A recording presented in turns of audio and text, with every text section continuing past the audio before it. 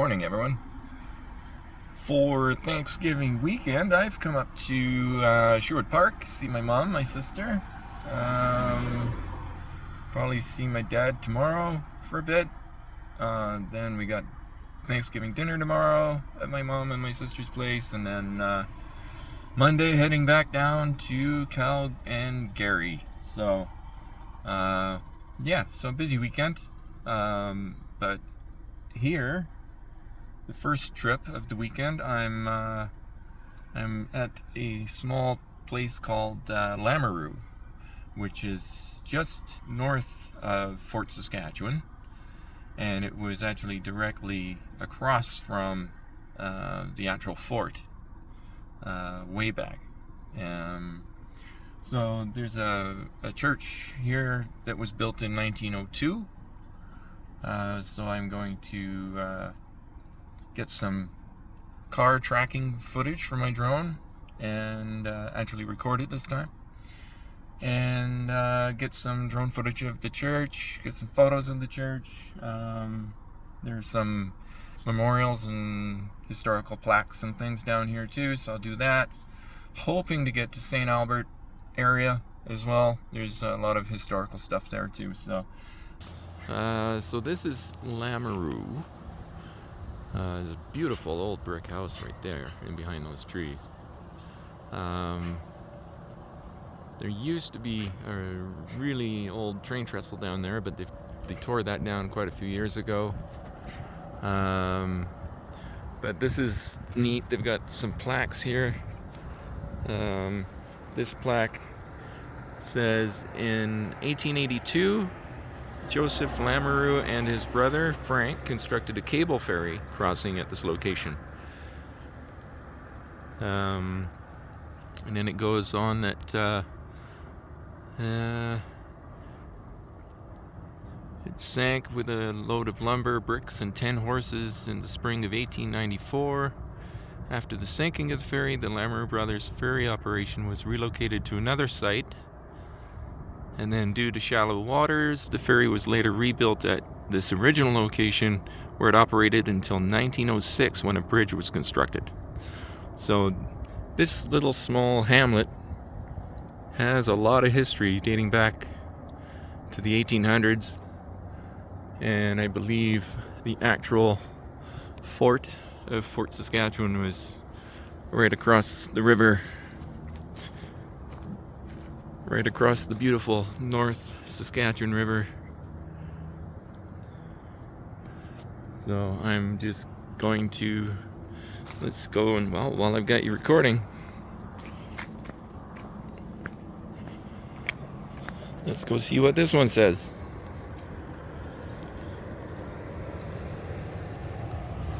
This one says, the North Saskatchewan River was key to the development of the region.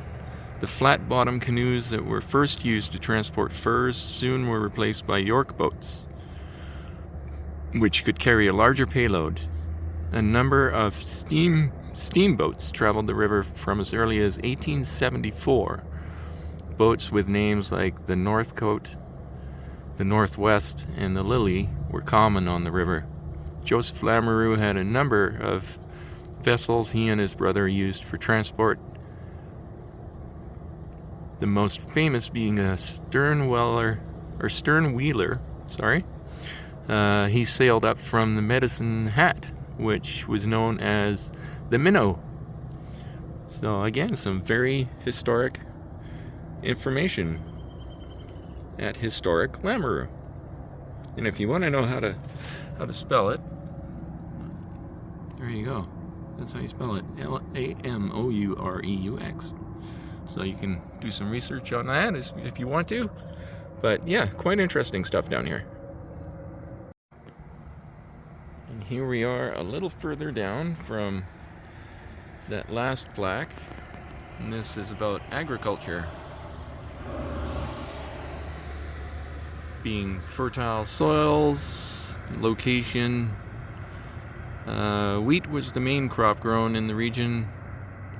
This goes back to the 1870s. But here's the plaque, and then the other two plaques are down there. They've got a sign here and another plaque. And I believe, according to Google Maps, there was another one quite a ways down. So I'm going to see what that one's all about. And there's the historic church down here too. So lots of history to document here, that's for sure.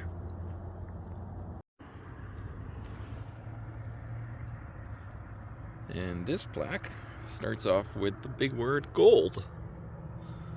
So it was the gold rush that was a key factor in the sequence of events that brought the Lamaroux brothers to settle in this area. With the rush up through British Columbia and into the Yukon, gold was on the minds of many. The North Saskatchewan River gave up its share of the precious mineral, and gold panning and mining were important occupations in the early days. There were mines all along the river banks, and most old-timers had a try at panning or mining. With gold selling for $16 an ounce, a mine could produce as much as $8,000 in one season, with each worker being paid anywhere from $2 to $6 a day. And back then, it was probably pretty good money. Welcome back, and the next one, you can guess that it's another cairn, and there's another one just over there.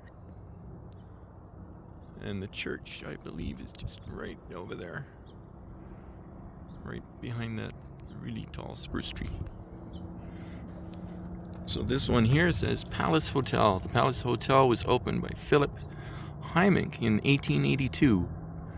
The hotel was renovated and changed ownership a number of times throughout the years. And for 35 years, the hotel, which became the Saskatchewan Hotel around the turn of the century, was a meeting place for election meetings, balls, and dances.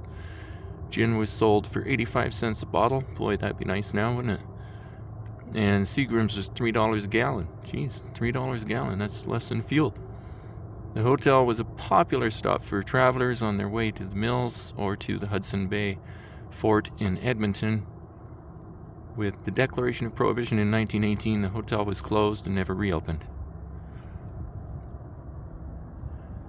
Boy, that would have been something to see. I'm going to have to look up some old photos of that one.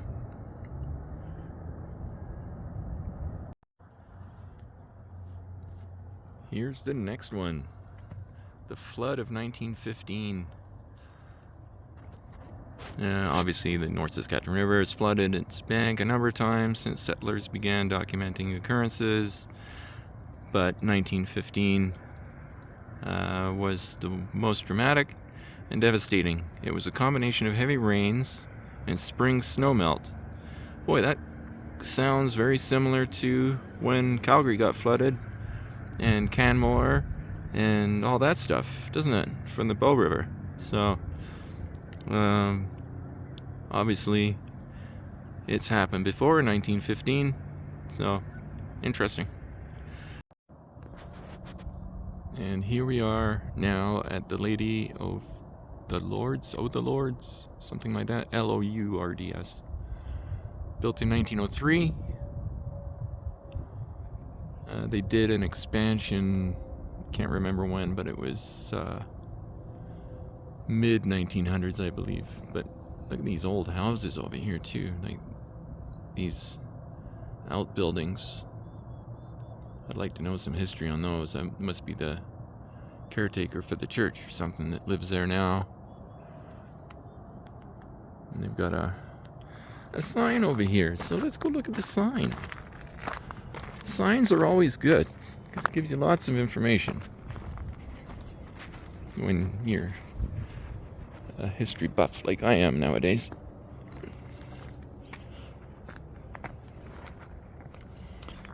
It just goes over the Lamaroux brothers again.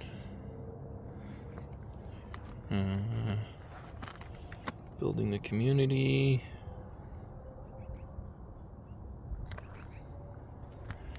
And the Catholic Church.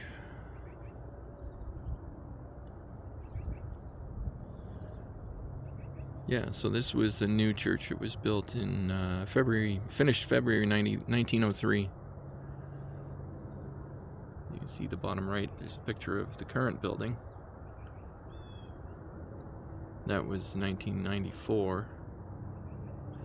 But yeah, it's Our Lady of Lourdes Church, and it's a provincial historic site, so that's nice that they're retaining the history. These places deserve that. A lot of history.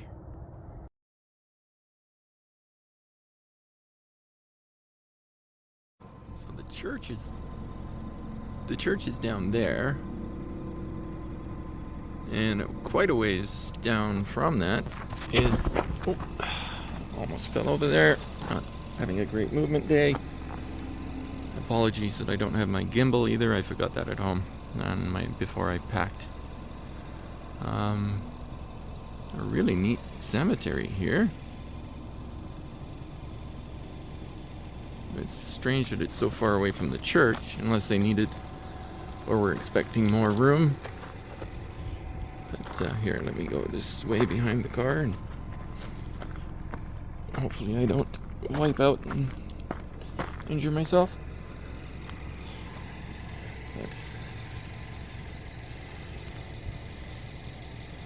So basically, don't place any articles or markers on the turf areas. No placing of ashes on graves by anyone but caretakers. 4 placements per grave. Oh, they will install PVC pipe containers for flowers upon request. So that's pretty cool. But yeah, pretty neat cemetery. Welcome back. Now I am up towards Namao, which used to be Canadian Forces Base Namao. They still have some regiments there, and it still really is a Canadian Forces base, although there's no real base. The runway is now a golf course, and that was a very, very long time ago. But up on my way to Namao, I came across this, the grain elevator on private property. I don't know if a railway ran by it. I'm assuming it did. I'm gonna have to go and check some CP rack train track diagrams and maps and things like that to see if it did actually run down this way.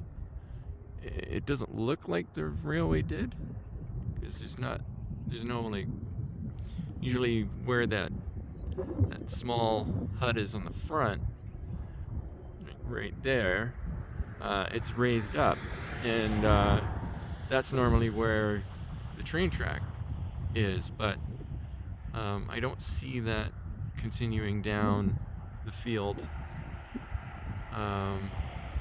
Although it does continue off to the left a little bit, but I don't know. I'm gonna have to research this, ask around, see what I can find out. There are many other people I know on Facebook that are huge into grain elevators, even more than myself. So they may have some information on this one, but I'll get some video of this one, and then head off to Namao. Okay, so a little further down from that grain elevator is Sturgeon School, which is also known as Namao High School. I don't know why they have 2 different names, but then on the corner is this one, Johnny's Store. I know a lot of people around here in the Edmonton area know about this one, but I don't know a lot of the history on it. So I'm going to have to look up the history on this one, find out what's going on. There's a nice old church over there, or it looks old anyway. So I'll dig up some information on that. Looks like there's a hall there, so I have to dig up some history or information on that one too. Yeah, so lots to do here now on this corner of this highway and this highway. So see what I can get from here.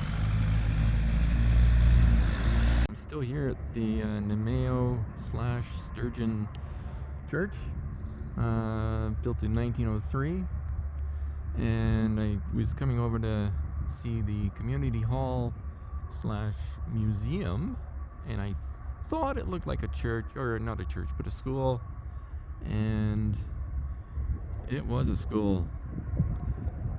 Namao School, PSD number 24, 1885 to 1918. And it was the original site. So I'm going to get some photos of this one. And I'm going to check out that house over there too by the peace officer truck, because I want to see if that's an old, like early 1900s house as well. So, but yeah, so the community hall was indeed on the site of the original school.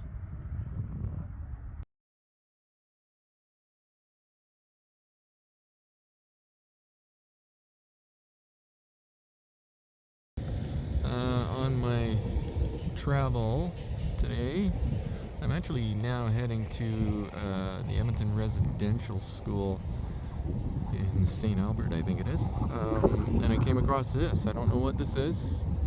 I'm looking at the ground over there, and it looks like it's risen up, so it looks like it could have been something to do with the railway, but I have no idea what structure that is or what it would have been. Maybe a water tower.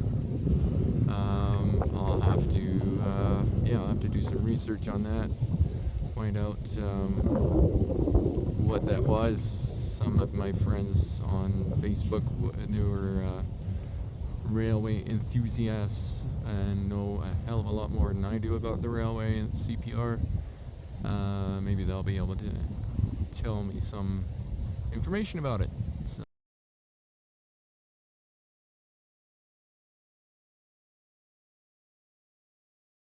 Here is what is called the Little White School in St. Albert, and it was built in 1946, part of the Royal Catholic Church, or Roman Catholic Church.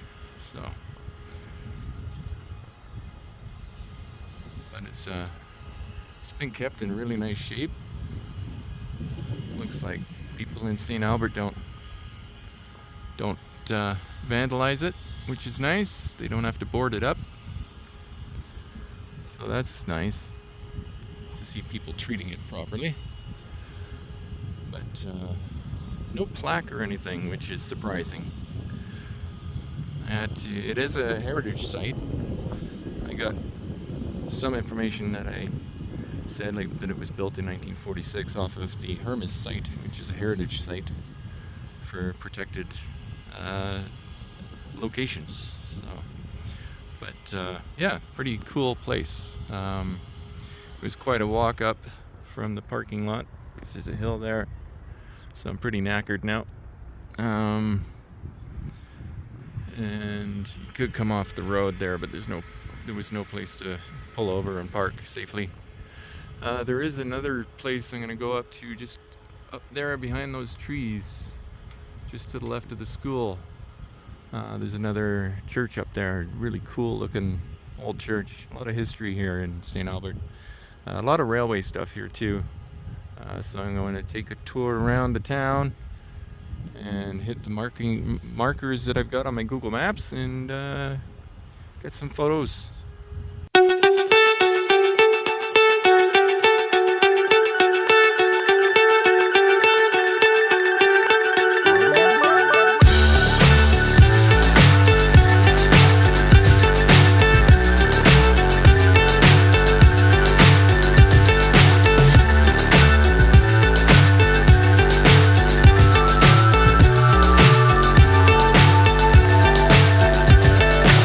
So high I'm hypnotized.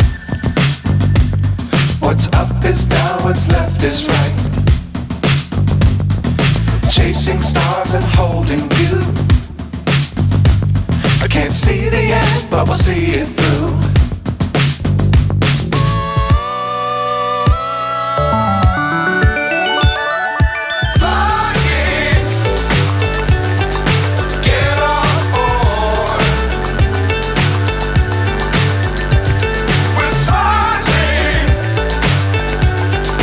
Top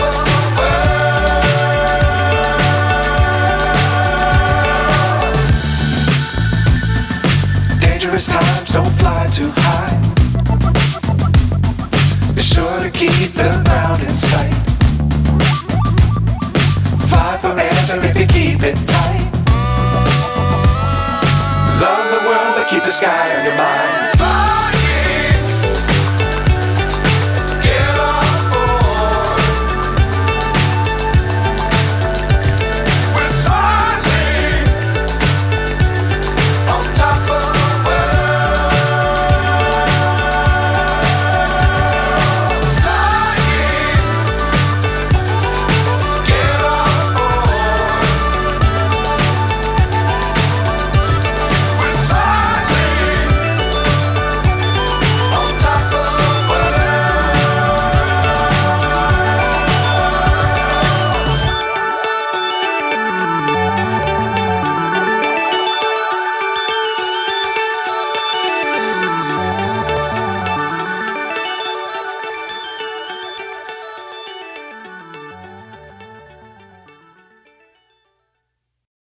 This set of buildings here is what used to be called the river lots. It's St. Albert's a heavy Métis community, and a nice young lady at the grain elevators let me in so I could get some photos with the camera. And the beige building here is in its original location from the early 20s. The white one was built in, I think, 1909, but really cool historical stuff. And she gave me some information on the grain elevators. That's a replica train station there. The green one was 1924, I believe it was, early 20s. The other one was earlier than that. It was 1905 or something like that. So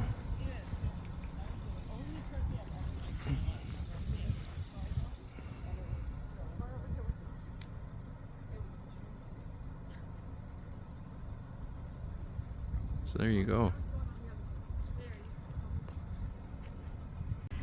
To the last portion of this trip today, because I am just absolutely tired. This beautiful trestle bridge was built in the early 1900s, 1912, I think it was. I'd have to just double check, but on the video I'll put the number on the video. So, but look at that! What a beauty! So I'm gonna get the drone up for a little bit of footage from above on this one, because it's these are we're losing these every year. It seems people are lighting it on fire and stuff like that. So going to get the drone up over it, get some pictures, get some video.